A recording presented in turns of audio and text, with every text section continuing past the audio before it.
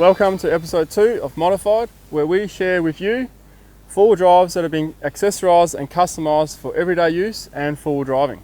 Subscribers, welcome back. And if this is your first time viewing one of my videos, hi, how you going? I'm Ronnie from Four Wheeling in Western Australia. Alright, so let's get into the four-wheel drive behind us and see what it is.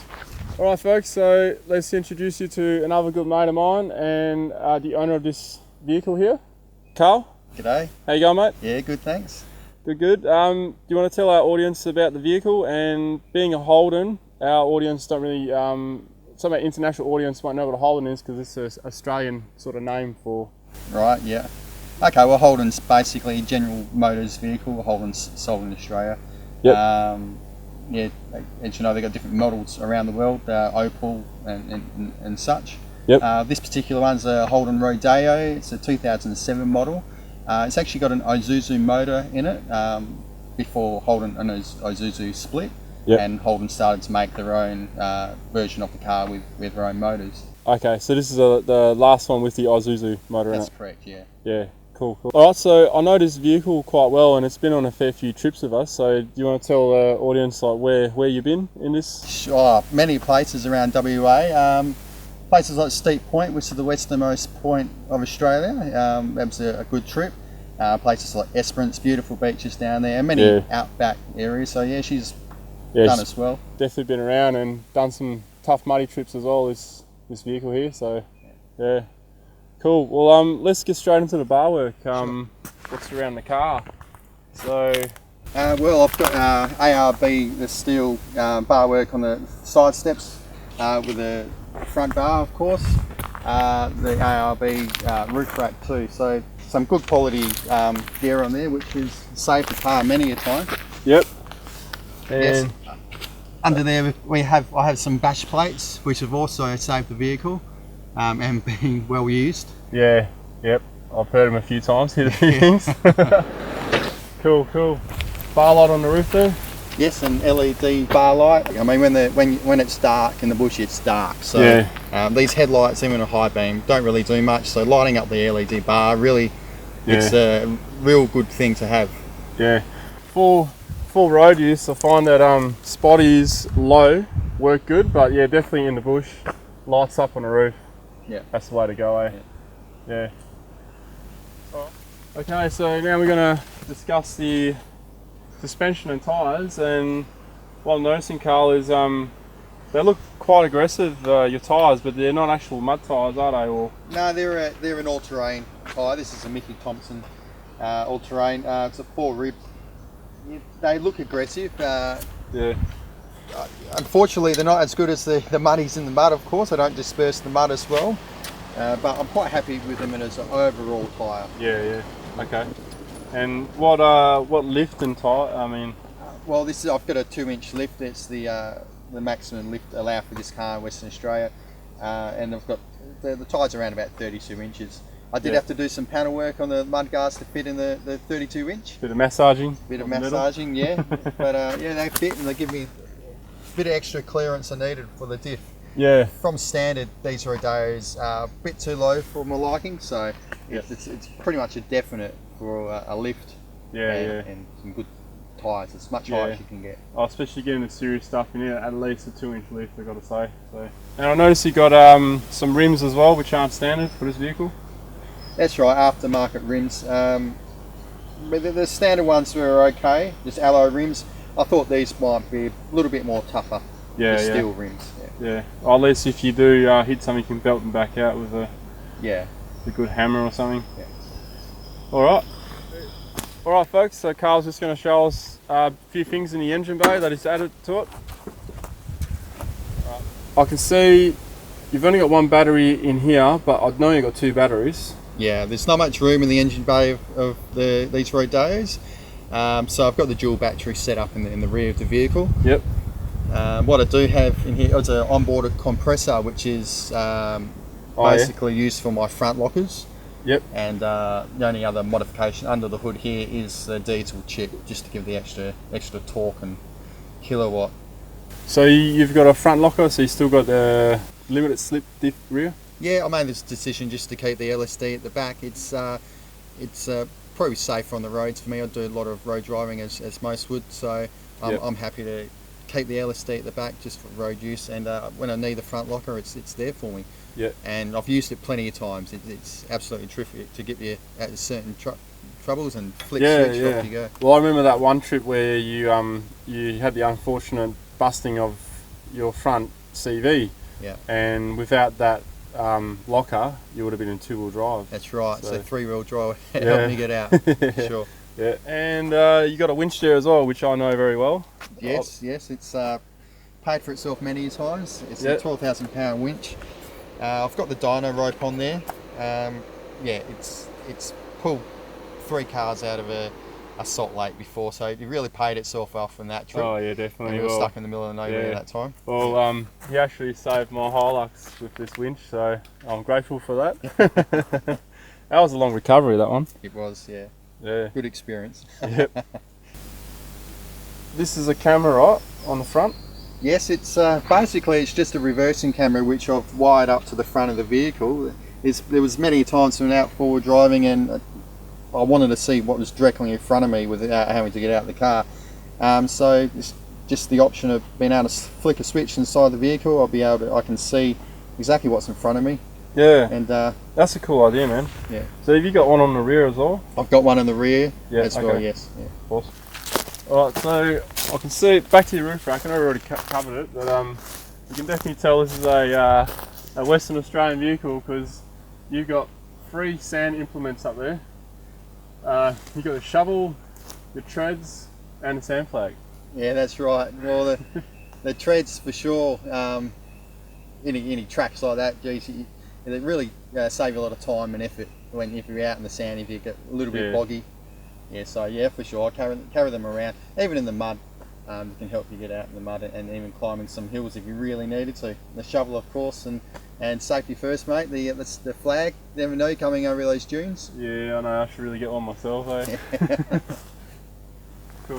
Right, folks. So we're at the back of Karel's Rodeo now, and he's going to show us what he's got inside the canopy. Now, obviously, these don't come standard with canopies, do they? So no, this one I bought aftermarket, of course. I picked this one in particular just for the side access.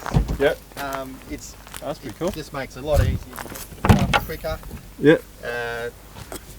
It's quite handy for anything. You've got the sandboards and surf and bodyboards and stuff like that, from camping gear. Anything I want to grab, just grab easy. So yeah. So second battery, Yeah, that's the dual battery under there. It's connected to the fridge. I've also got another 12 volt plug here, just for anything else that we might need to plug in there. It is one that I can remove from the canopy if I need to while camping. I haven't had to do since, but yeah, it's quite handy to have. Yeah, cool. And how many litres is your fridge? The fridge is 35 litres. It's proved to be big enough for me for trips. I think the biggest trip we've done is probably 5 nights. So it's done me for that amount of time. So it's been very handy. Yeah. And don't know if you'll be able to notice, folks. He's constructed all this himself. There's a pretty cool setup here. So what have you used to make this out of?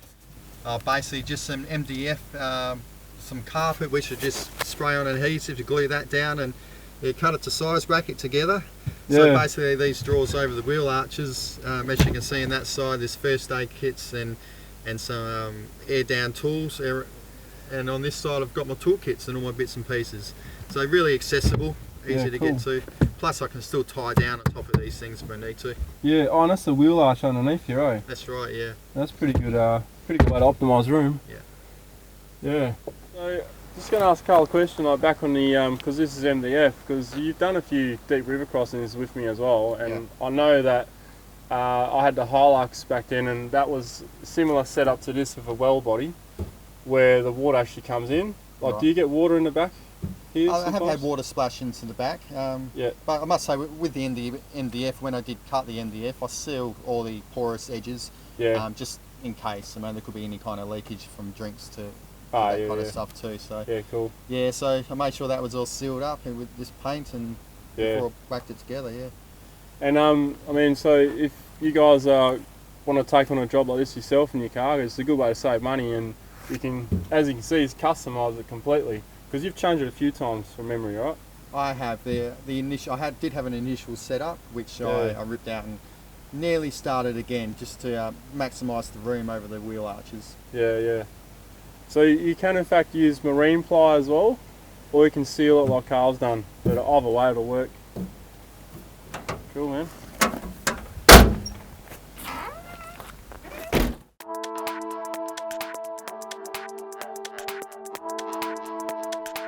Alright, so we're in the inside of Karel's Rodeo now. He's just going to run us through some of the interior stuff he's got going here. And he's got some pretty cool switches on the camera. I'm not sure if you can see that over there. It's an off-road navigation system, but you've got your cameras going through that?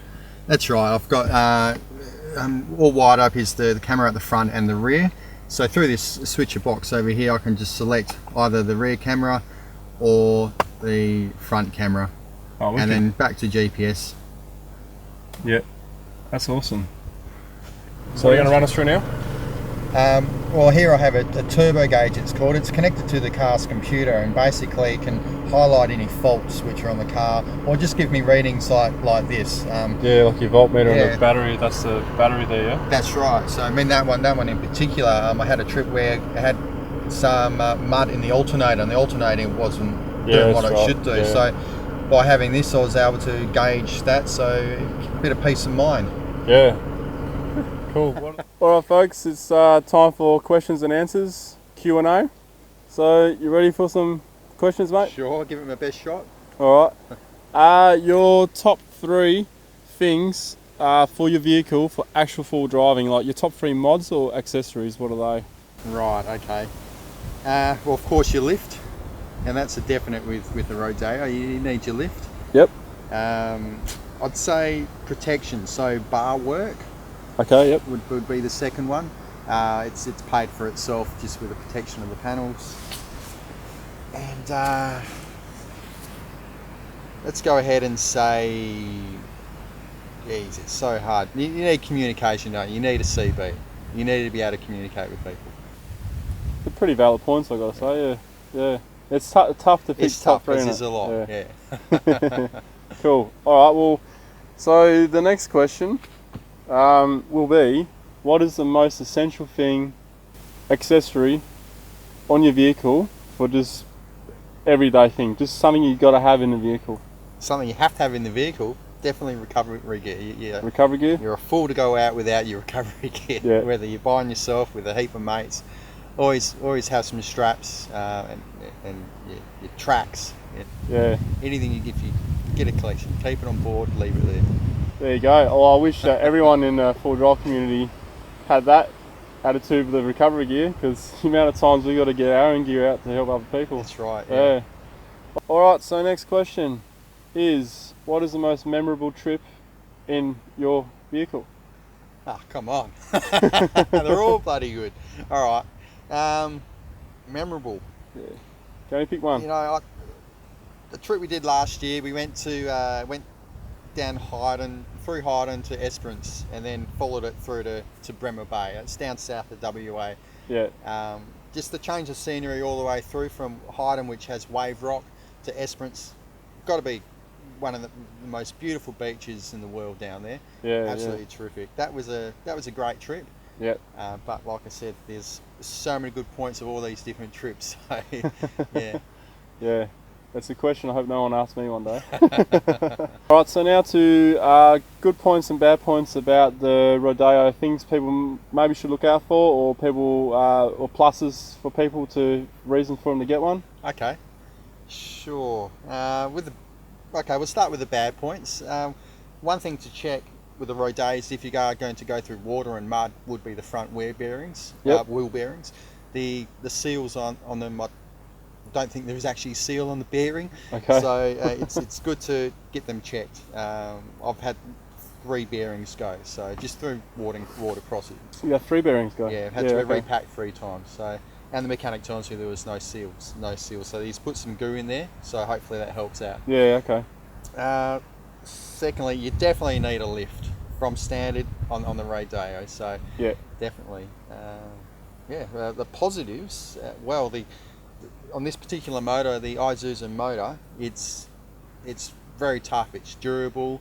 It's celebrated for its endurance, really. Yeah. So well, Isuzu have been doing diesel engines since that's right. who knows when. That's right, and that was part of the one of the reasons I bought the car, because I had a Isuzu motor before on a previous car, and that was a selling point for me. Yeah. Okay. Yeah. Any more good points? Oh, but there's heaps of good. But just the fun you get out of the car to be able to keep up with the Land Cruisers and that on certain climbs, it's great. All right. Well, I think that wraps up the Q&A. Good on you, mate. Cheers. Thank you. Cheers. All right, folks. So there were some great ideas there with the cameras front and rear, and the rear canopy, all the DIY stuff.